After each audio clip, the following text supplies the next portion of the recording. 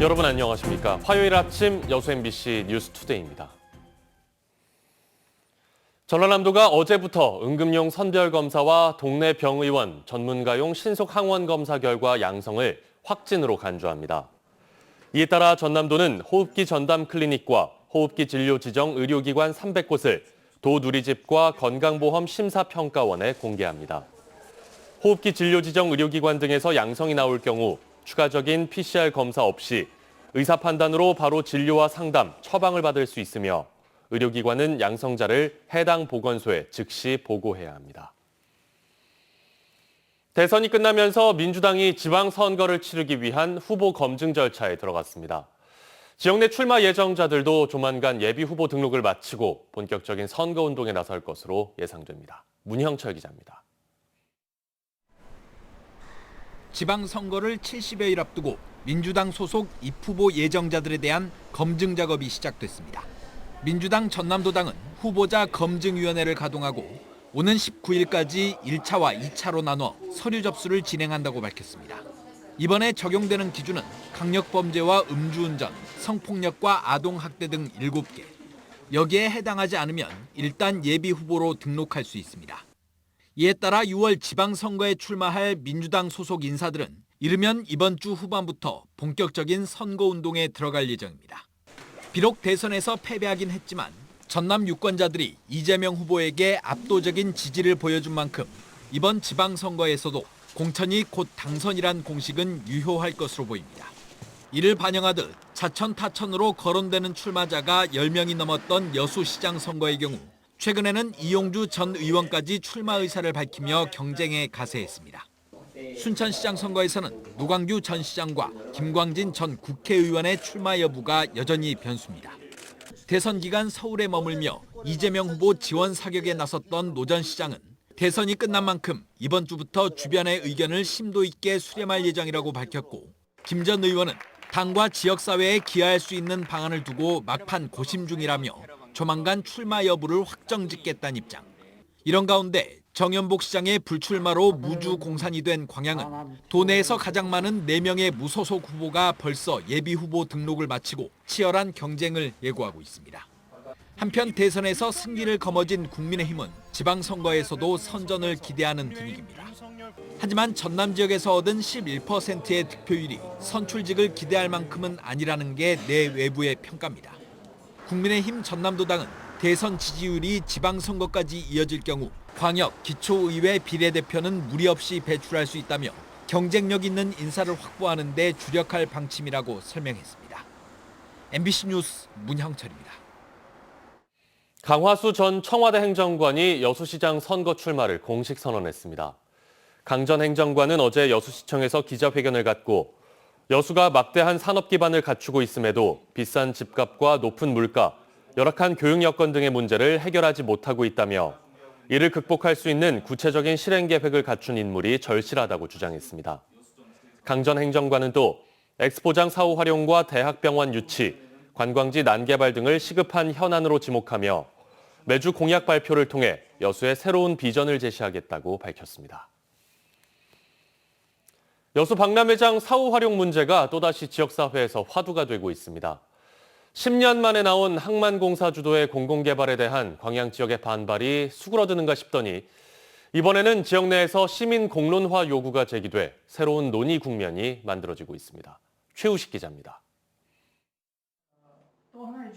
최근 박람회장 사후 활용 방안에 대한 시민 공론화 요구가 제기됐습니다. 현재 추진 중인 항만공사 주도의 공공개발은 의견 수렴 과정 없이 특정 정치권이 주도해온 것이라며 일방적인 입법 추진을 중단하고 시민 의견을 물어 결정하자는 주장입니다. 무궁무진한 잠재력의 박람회장을 항만공사에 넘길 것이 아니라 여수시가 직접 개발해야 한다는 논리입니다.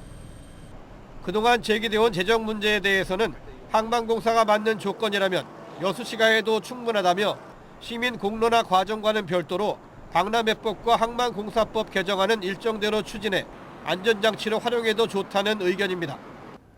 지금 진행해왔던 방향으로 가자라고 하면 훨씬 더 힘이 실릴 것이고 이게 여수시에서 안 짜라고 하는 의견이 지배적이라고 한다면 거기에 따라서 그러면 방법을 모색을 하면 되는 거거든요. 이 같은 시민 공론화 요구가 뜬금없다며 그동안 뜻을 같이 해온 여수 지역 시민사회단체들은 최근 여수 선언 실천위원회를 중심으로 박람회장 공공개발 촉진 시민연대를 결성해 대응에 나섰습니다. 가장 현실적인 대안이 항만공사 주도의 공공개발인데 광양지역의 반대 정서도 전남도가 나서면서 어느 정도 수그러들었다며 이달 안에 국회 법사위 문턱에 걸려있는 개정안 처리를 계획하고 있습니다. 공론화 요구를 하기보다는 앞으로 공공개발 과정에서 콘텐츠 유치 전략에 의견을 보태라는 입장입니다. 우리 시민단체뿐만이 아니고 여수시, 전라남도, 해수부, 기재부까지 우리가 이렇게 한 마음을 모아서 얻은 결론이 공공개발이었는데 그중에서 여수광역 항만공사가 해야 되는 것이 현재로서는 가장 좋은 방법이다. 지난 10년간의 노력과 고심이 담겼다는 측과 새로운 10년을 주도적으로 준비해야 한다는 측의 의견 대립이 또 다른 갈등의 불씨가 되지 않을까 우려되는 대목입니다. 하지만 일부에서는 여수 갑을 선거구 2명의 국회의원들이 이처럼 갈라진 양쪽의 의견을 각각 대변하고 있다는 점에서 의회의 극적인 봉합도 기대하고 있습니다. MBC 뉴스 최우식입니다. 농번기를 대비해 투입되는 외국인 계절 근로자가 지난해보다 3배 이상 증가했습니다. 전라남도에 따르면 올해 전남 지역에 배정된 외국인 계절 근로자는 지난해보다 3.6배 증가한 1,230명으로 집계됐습니다. 전남도에서 가장 많은 근로자가 배정된 시군은 459명이 배정된 완도군으로 동부권엔 고흥 47명, 광양 31명이 배정된 것으로 나타났습니다. 얼마 전 나주에서 응급 상황에 출동하던 구급차가 버스와 충돌해 위험천만한 상황이 벌어졌었죠. 신속하고 안전한 출동을 위해 사이렌 소리의 크기 제한을 완화해야 한다는 지적이 나오고 있습니다. 임지은 기자가 취재했습니다. 경광등을 켠 구급차가 빠른 속도로 달려옵니다. 버스와 구급차가 충돌하기까지 걸린 시간은 단 1초. 버스 운전기사는 교차로 진입 직전까지도 왼쪽에서 구급차가 달려오고 있다는 사실을 전혀 알아채지 못했습니다. 기사님 말씀으로는 앰뷸런스 사이렌 소리가 전혀 안 들렸다거든요. 차 안에 엔진 소음이 상당히 심합니다. 날씨가 추워도 창문까지 다 닫아놓은 상태고. 사고 당시 구급대원들은 사이렌을 울리며 출동 중이었다고 밝혔습니다. 긴급 출동임을 알릴 때 사용되는 구급차 사이렌. 구급차 내부는 사이렌 소리의 크기가 120데시벨을 넘기지 못하도록 설계돼 있습니다. 하지만 난방이나 에어컨 가동 시 창문을 닫아놓거나 라디오를 틀어놓은 채 운전을 하면 사이렌의 효과는 떨어질 수밖에 없습니다. 양보의식이 많이 있는 것 같아요. 창문을 꽉 닫아놓으면 아무래도 소리가 잘 안 들리죠. 사이렌 소리를 키워 구급대원들의 안전한 출동을 보장해야 한다는 지적이 잇따르고 있지만 소음 기준을 완화하기 쉽지 않습니다. 사이렌 소음으로 생활에 불편을 겪고 있다는 민원이 꾸준히 제기되고 있기 때문입니다. 2017년 광주 동구에서는 사이렌 소리를 줄여달라는 현수막이 내걸리기도 했습니다. 나갈 때마다 좀 시끄럽다는 민원이 많이 오는 걸로 저희는 알고 있습니다. 저희가 이것도 키는 것도 사실 좀 주변의 눈치를 보고 키고 있는 실정입니다. 우리 이웃의 생명을 보호하기 위해 사고 위험조차 감수하고 교차로에 진입하는 구급차. 최소한의 안전장치로 사이렌 소음 규제를 완화하자는 목소리가 커지고 있습니다. MBC 뉴스 임지은입니다. 학생 수 부족으로 폐교 위기에 몰렸던 해남 지역 초중학교가 마을 주민과 자치단체, 교육청이 협력하면서 새로운 희망을 찾고 있습니다. 이 학교에는 전입생이 크게 증가하면서 마을도 덩달아 활기를 찾고 있습니다. 김윤 기자입니다. 해남군 북일면의 한 마을입니다. 최근 이 마을에는 서울과 경기도 등에서 5가구가 새로 전입했습니다. 모두 초등학생과 중학생 자녀를 둔 젊은 가구들로 고령의 노인들만 남아있던 동네에 활기를 불어넣고 있습니다. 분위기야 이루 말할 수 없이 좋아졌고요. 아주 사람 사는 세상 같아요. 초중학생 자녀를 둔 전입 인구가 늘면서 인근 학교도 폐교 위기를 넘어서고 있습니다.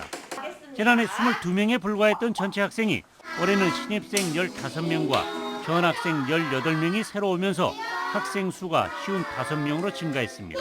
그 학생 수가 작은 학교를 얘기를 들어보니까 전면 등교를 한다고 하더라고요. 그래서 일단은 학교를 좀 정상적으로 보내고 싶은 마음이 좀 컸고, 학생 수가 많아지다 보니까 아이들이 훨씬 더 밝아지고 활기차진 것 같습니다. 해남 북일초등학교와 인근 마을의 변화는 마을 주민과 자치단체, 학교가 작은 학교를 살려야 한다는 뜻을 모으면서 이뤄낸 결과입니다. 이들은 민관학 추진위원회를 구성하고 학생 모신 캠페인을 서울에서 갖는 등 홍보에 나섰습니다. 또한 전입자들에게는 빈집 제공과 전교생 해외 연수, 온종일 무료 돌봄과 일자리 제공을 약속해 전국에서 21가구 97명의 이주를 이끌어냈습니다. 이렇게 세 개의 기관이 같이 협업해서 본 성과를 거둔 사업입니다. 해남군은 민관학 협치를 통한 작은 학교 살리기가 기대 이상의 성과를 거두면서 올해도 2개면 3개 학교를 대상으로 학생 모심 정책을 확대하기로 했습니다. MBC 뉴스 김윤입니다. 해양경찰교육원이 기초체력단련장을 포함한 시설 일부를 산책로로 조성해 여수 시민들에게 제공합니다. 해양경찰교육원은 오는 28일부터 산책로를 매주 월요일 오전 8시부터 오후 5시까지 개방한다고 밝혔습니다. 또 트레킹 코스를 아웃홀 규모의 민간 골프장 시설과 비슷한 규모로 조성했다며 이용객들이 잔디를 마음대로 밟고 이용할 수 있다고 덧붙였습니다.